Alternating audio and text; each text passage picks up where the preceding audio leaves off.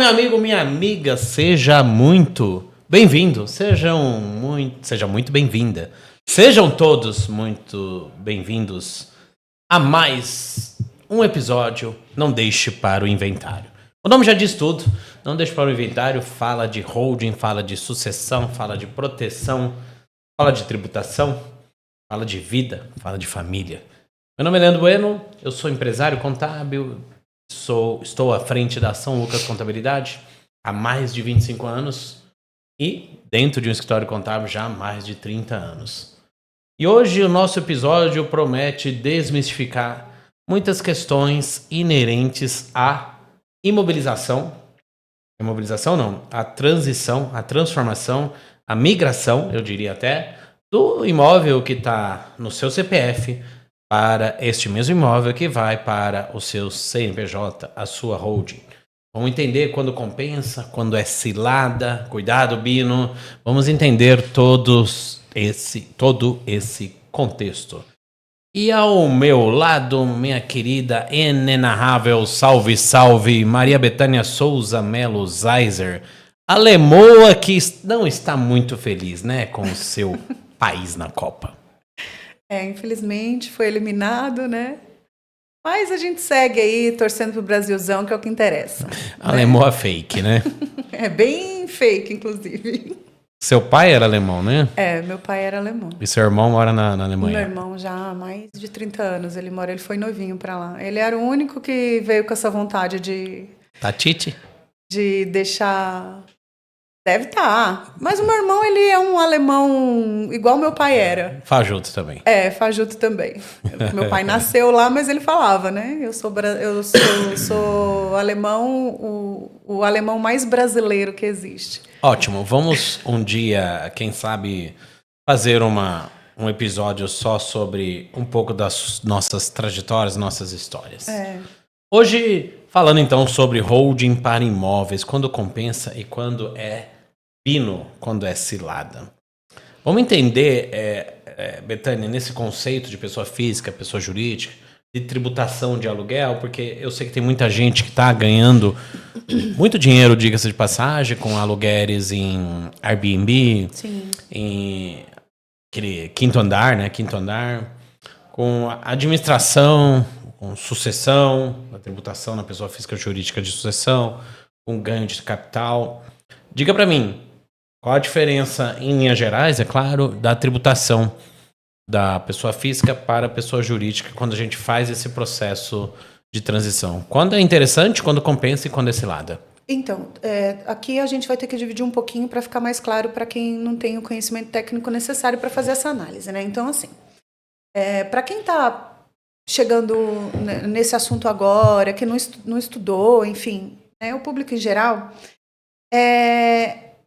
às vezes, pelas coisas que a gente ouve, assim, tudo muito por cima, dá a impressão de que sempre compensa. Poxa, eu tenho um imóvel aqui, eu tenho, sei lá, um conglomerado de 4 imóveis, e um eu uso, meu, para minha família, e 3 eu alugo.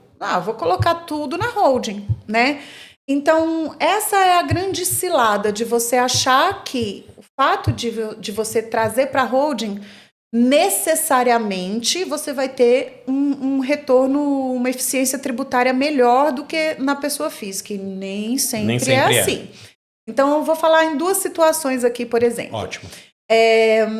Quando você tem uma projeção para vender. Então, quando a gente pega um cliente para fazer uma análise de diagnóstico, por exemplo, a gente sempre pergunta, né? Você pretende vender algum desses imóveis nesses próximos 3 anos? A pessoa tem 8 imóveis, aí a primeira pergunta que se faz é isso. A primeira é para você entender. Não tenho, isso eu uso, a minha forma de renda é alugar, não tenho pretensão de vender, enfim. A gente avisa, porque o ideal é que fique pelo menos 3 anos. Mas, nossa, por quê? Porque aí a gente vai conseguir a eficiência tributária mais robusta. Porque, normalmente, esses imóveis são integralizados pelo valor declarado no imposto de renda. Isso é o normal. Uhum. Bethânia, é sempre desse jeito? Não. Vai depender de caso a caso. E da situação do cliente. Então, vamos supor. Aí, ele está lá no valor histórico, não. No valor do imposto de renda. sei lá, que o imóvel vale 500 mil, que ele adquiriu por 500 mil. Tá. E na hora de vender, ele vai vender, sei lá, por 1,5 milhão. Vai ter o ganho de capital em cima dessa diferença. Isso. Então, toda a eficiência tributária que a gente conseguiu com uma possível isenção de ITBI, o ITCMD mais eficiente, né, onde a gente consegue trazer essa eficiência para o cliente, tudo isso não compensa quando você tem um ganho de capital, a tributação de 15% em cima de 1 milhão. Então, era melhor não ter trazido. Entendi. Se você já está em vistas teoricamente, de vender, ele vai pagar ali. Por exemplo, se é um cliente que tem um risco operacional muito grande no patrimônio, bem de família, a gente não traz. Porque a proteção do bem de família é maior, mais eficiente, vamos dizer assim, né? Sim. Do que a proteção que a gente traria para uma pessoa, trazendo o imóvel para uma pessoa jurídica. Né? Tá. Então, são essas coisas, assim, quando é cilada, quando você quer vender o imóvel. Então, cara, continua com ele aí na pessoa física, uma vez que você já está em vias de vender, não traga para a pessoa jurídica, porque a probabilidade de você pagar um ganho de capital muito grande maior. Então, não faz sentido você trazer, né? Concordo, entendi. E por isso que se faz necessário, então, essa análise, ou seja, concluímos que pode ser uma cilada. Pode ser uma cilada, se mal feito, se a gente pega aquela situação que a gente falou. Mas vamos pensar em linhas gerais, é mais interessante trazer na fundação da holding, né? Sim, sempre. Maravilha. É importante a gente frisar aqui e colocar o imóvel na holding sem simular a venda, a gente chama de miopia tributária, ou seja, cego, né? Não está olhando para aquele lugar. Você vai, antes de colocar a holding efetivamente, o imóvel efetivamente na holding, o imóvel na holding, você vai criar cenários e simulações. Isso. E se vender? E se vender daqui 1 ano? E se vender daqui 3 anos? E se tiver deságio no imóvel? E se tiver valorização? E se cenário A, B e C, otimista, pessimista e realista? E se morrer? E se isso? E se isso?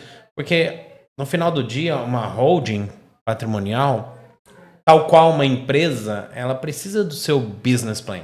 Sim. E o BP, o business plan, o plano de negócios de uma holding, é essa estruturação. Sim. Tributária, sucessória e de proteção. E aí, pensando em imóveis de renda, né? Falando novamente, né? No final do dia, existe um denominador, um deadline que a holding melhora. É uma tendência que a holding faz com que melhore a eficiência tributária e a gestão, porque tem a gestão propriamente dita do negócio aluguéres, né? Ou não, em determinado momento é melhor na pessoa física mesmo? Como é que você vê esse cenário? O que eu vejo é que você pode, em uma ação, ou seja, tirar da pessoa jurídica, da pessoa física e trazer para a pessoa jurídica, atacar 2 frentes, quando a gente pensa em estrutura familiar, né? Tá. Normalmente, o que acontece, Leandro, na nossa prática, né? É o patriarca que cuida de tudo, os filhos normalmente não sabem de nada. Sim. Né? E quando você...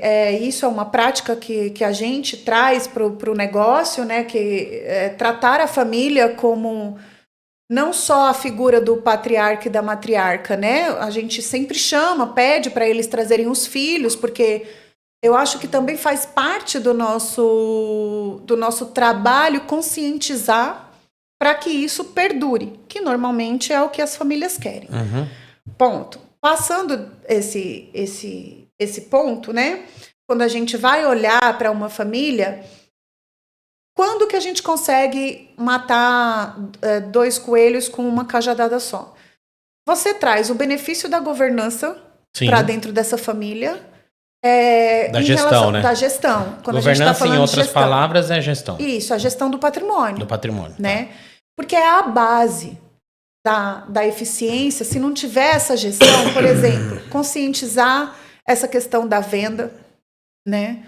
Olha, Então tá, se eu coloquei na holding eu não posso vender? Pode, mas a gente vai mostrar para você quais vão ser as consequências de você vender isso muito rapidamente depois que você integralizou na holding, né? Porque tem consequências. Então, esse é um ponto. Então, quando eu falo que a gente traz duas consciências que normalmente as famílias não têm, é essa, o momento da compra e da venda, né? E da venda, no caso, aqui. E se faz sentido integralizar naquele momento ou não. E essa questão da gestão mesmo, né? Da governança familiar, porque aí a gente traz o instrumento jurídico, que é o acordo de sócios. E aí, por exemplo, vamos pegar um outro gancho aqui. Mas a minha família tem casa de praia que a gente não aluga, tem sítio que é para o nosso convívio. Certo. Pensando numa sucessão. Quem que vai ficar com o quê?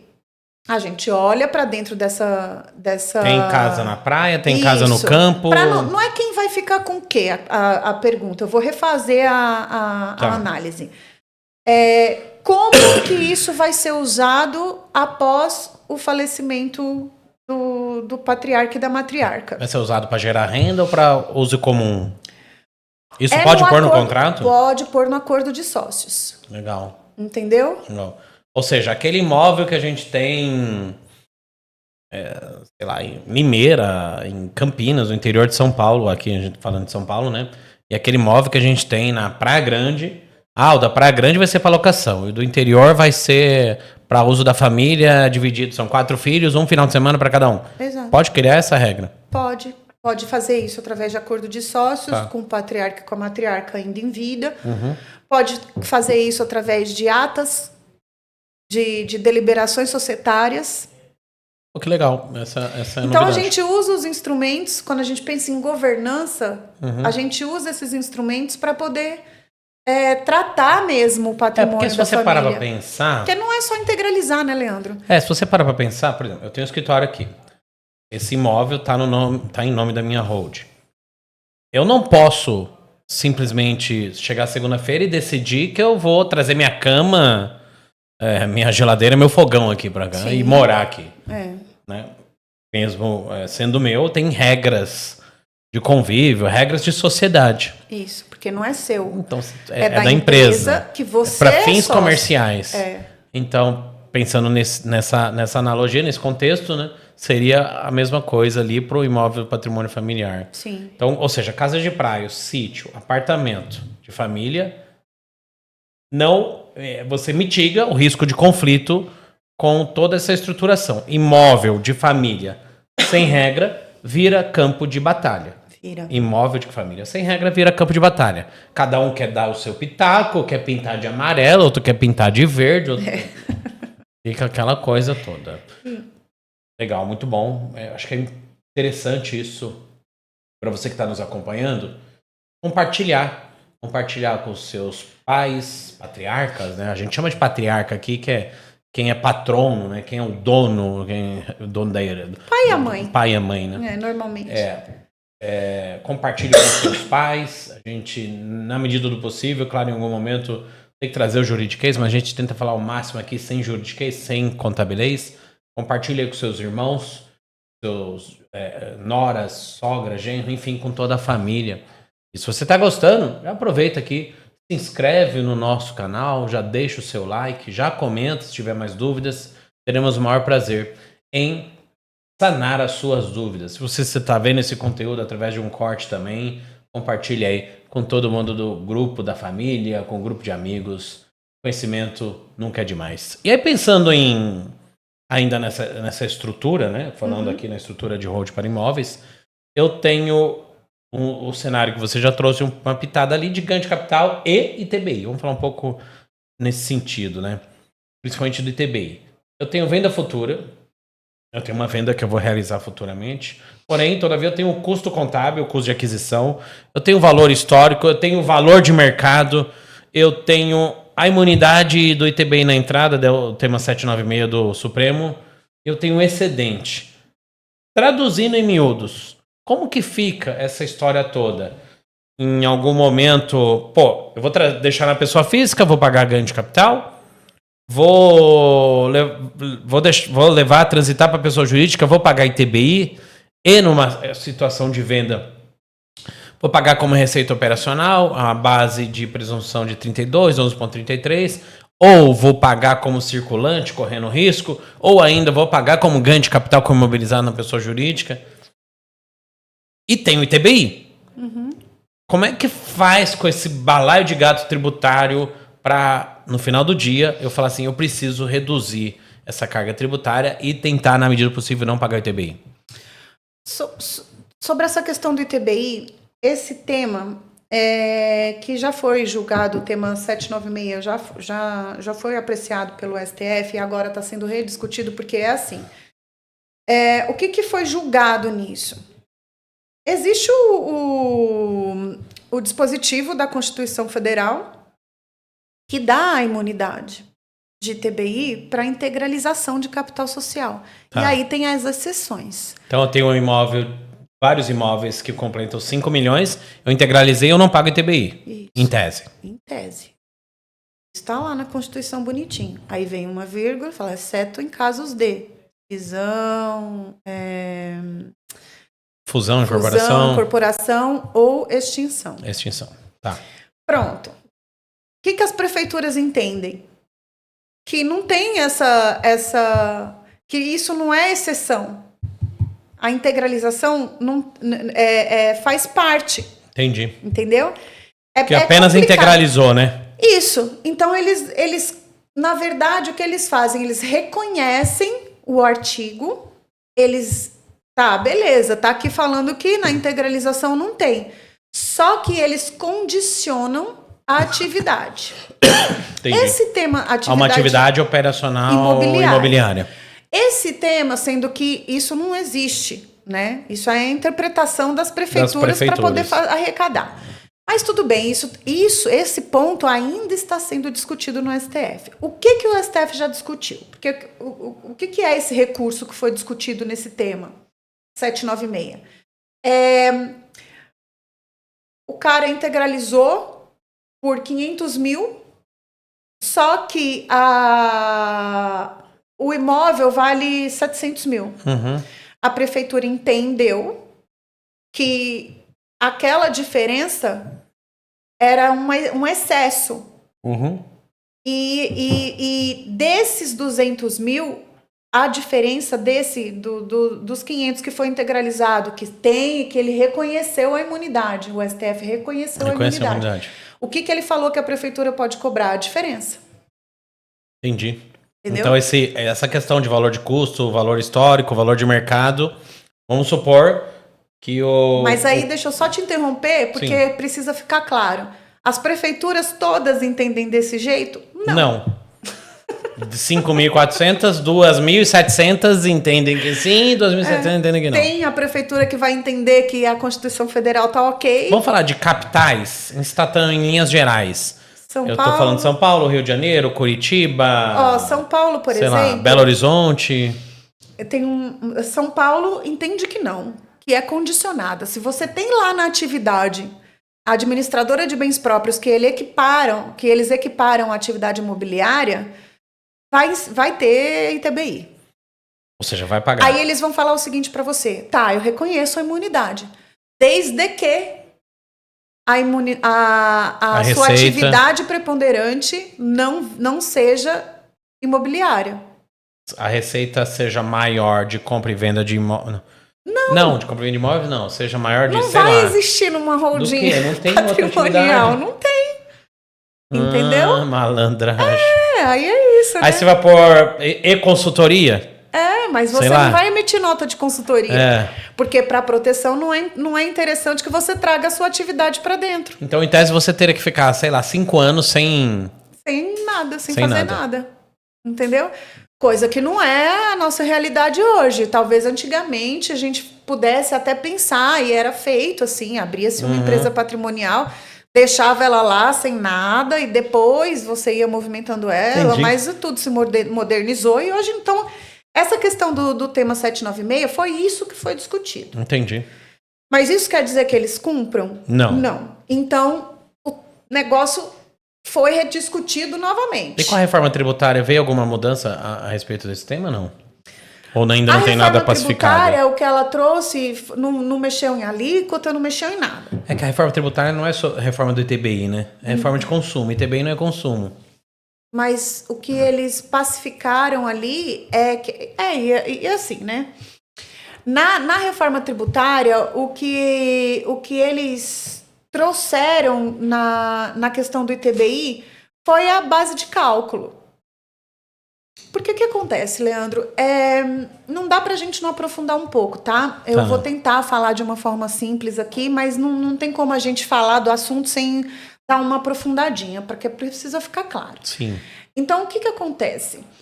Quando a gente está lidando ali com o município, a nossa Constituição também, sobre esse tipo de imposto, que é o imposto municipal, é o município que legisla. Então, ele tem autonomia ali para isso. O que mudou? A reforma, a gente fala reforma tributária, mas isso é a forma mais simplista da pessoa entender, né? Uhum.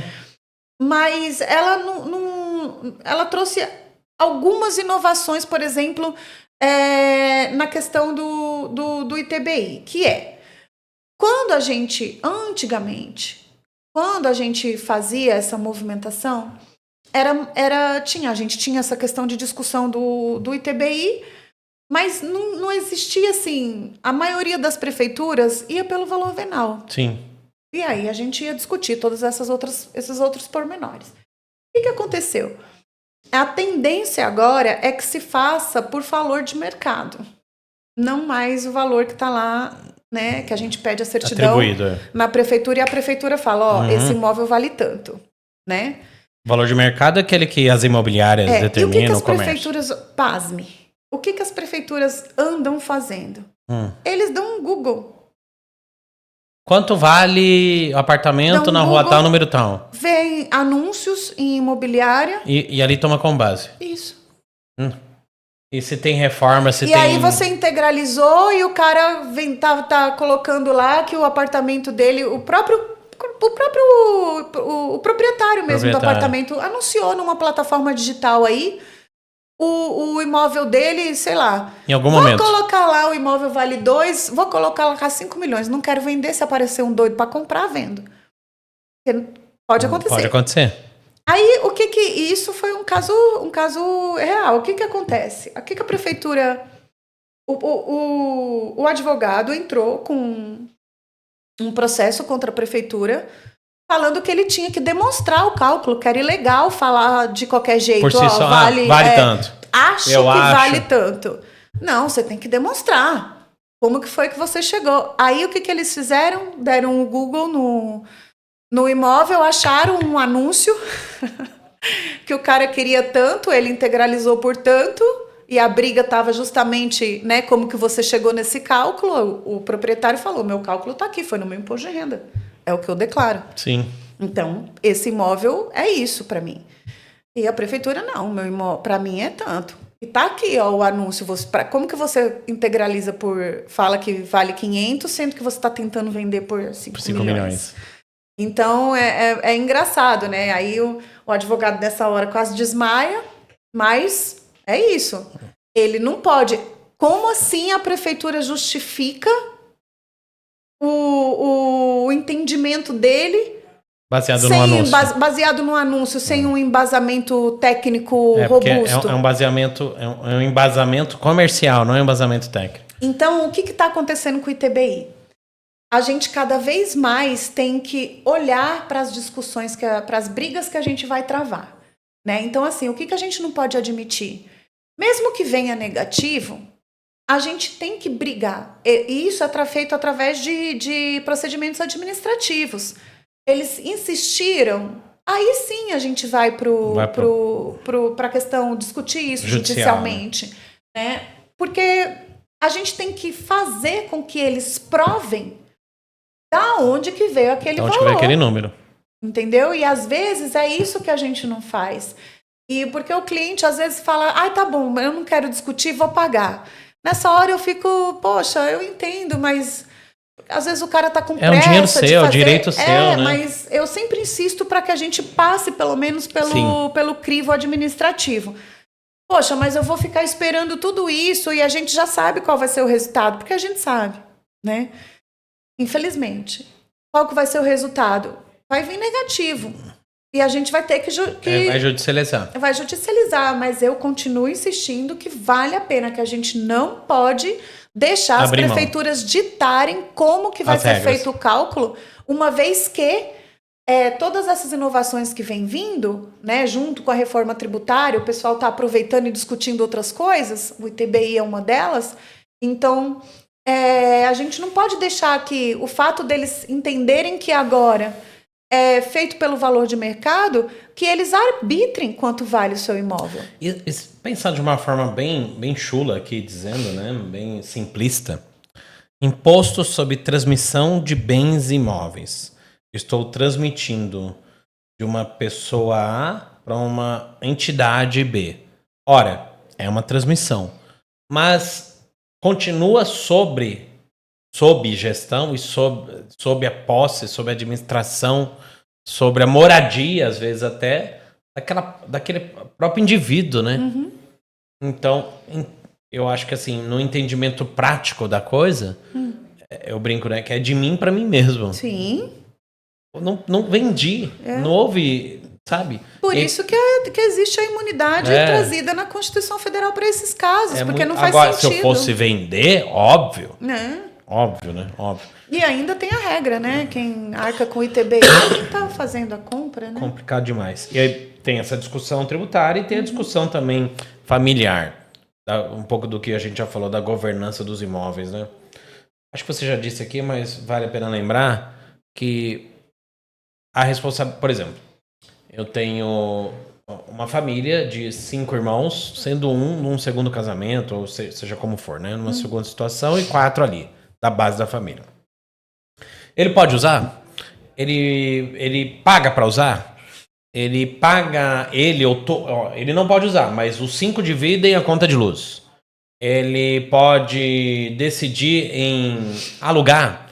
Ele pode vender. Ele pode ou não administrar essa governança, então, toda desses imóveis, mesmo sendo, nesse exemplo que eu dei, numa situação de filhos de outro casamento, filhos de outro relacionamento, filhos fora do relacionamento conjugal, que pode acontecer, tudo isso deve, então, vir ali às margens do acordo de cotistas, certo? O acordo de acionistas de sócios. Isso. Sempre lembrando que quando a gente vai olhar para o direito familiar sucessório, filho é filho. Filho é filho. Ele vai continuar tendo direito. Inclusive, se ele não é seu filho, você registrou ele. Filho é filho. Ele continua tendo direito sobre aquele imóvel, mas talvez não sobre administração, essas coisas, né? Isso. Porque o que acontece? Normalmente, tem sempre alguém, né, dos filhos, numa família numerosa, por exemplo. Tem sempre os 2 filhos que ficam ali junto com o negócio do pai, e tem os outros que não se identificaram com aquilo e vão, cada um, criar o teu caminho. Naturalmente, esses 2 que acompanham ali a evolução patrimonial, ajudam na administração desse patrimônio, naturalmente é eles quem lidam com isso. Se não existir nenhuma questão com nenhum irmão, né, o que vai acontecer? Quando acabar os pais falecerem, a administração ela passa ou para todos os filhos, que aí os proprietários, né, eles passam a ter direito pleno sobre aquelas cotas, né, com a extinção do usufruto. E aí eles é quem, em teoria, vão administrar. O que eu vejo acontecer? Normalmente, esses filhos que têm mais familiaridade são os que ficam tocando as coisas da família. As empresas, negócio. E aí, para onde que ele vai olhar? Ele vai fazer o que ele quiser com o imóvel dos irmãos? Não.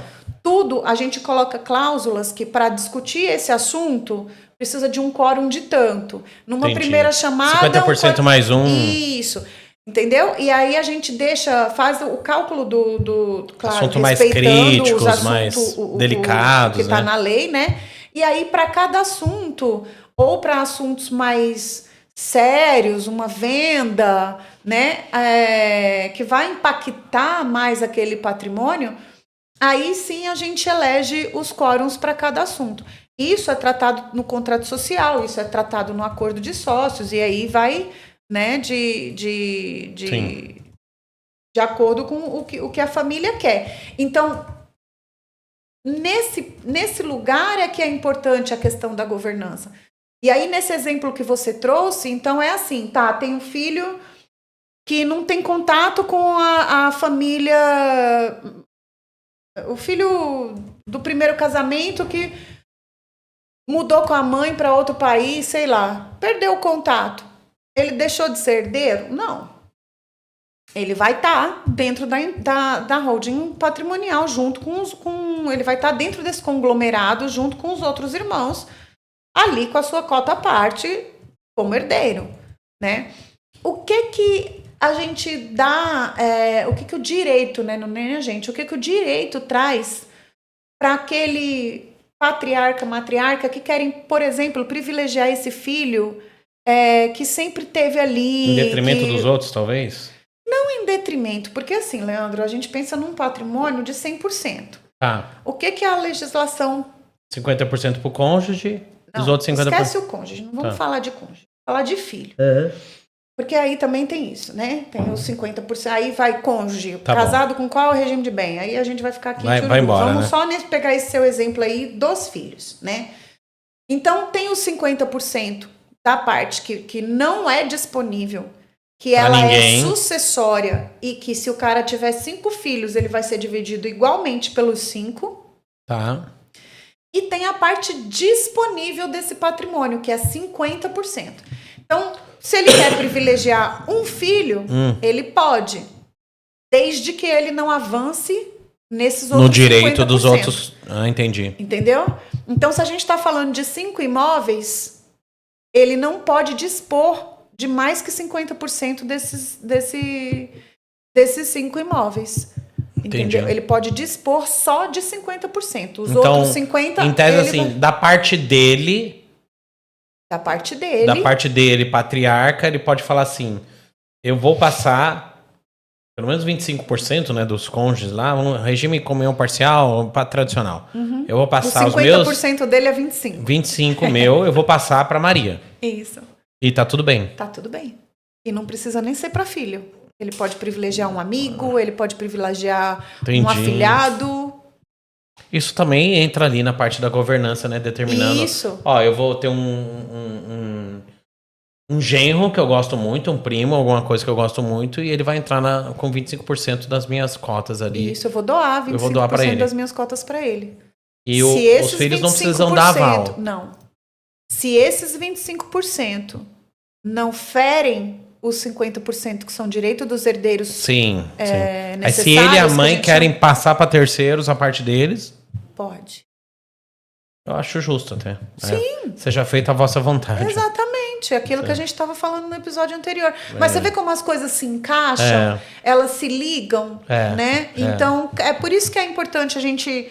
A importância da gente sempre falar que cada projeto é um projeto, porque cada família é uma família. É um jeito de E do mesmo jeito que vai ter o cara que vai querer fazer tudo muito direitinho, vai ter o cara que vai querer fazer tudo erradinho. Tudo erradinho. O jeito certo, o jeito errado da forma certa. Isso. E aí é usar o que a gente tem, que a gente pode trazer de benefício, para tentar driblar uma regra ou outra.